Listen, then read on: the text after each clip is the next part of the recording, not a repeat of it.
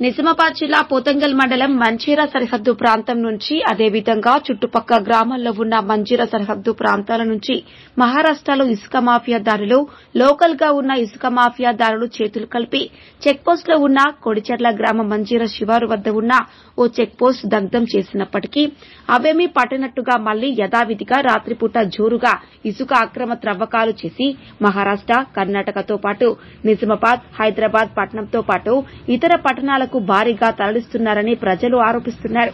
ప్రతిరోజు రాత్రిపూట 10 గంటల నుంచి కాలి టిప్పర్లలో లారీలు నదికి వెళ్తాయని అక్కడి నుంచి ఇసుక లోడు నింపుకొని లేదా రెండో బ్రిడ్జి లేదా ఇతర గ్రామ మంజీరా శివారు ప్రాంతం నుంచి లారీలు టిప్పర్లలో ఇసుక వేయించుకొని అక్రమంగా రవాణా చేస్తూ సొమ్ము చేసుకుంటున్నారని ప్రజలు విమర్శలు చేస్తున్నారు.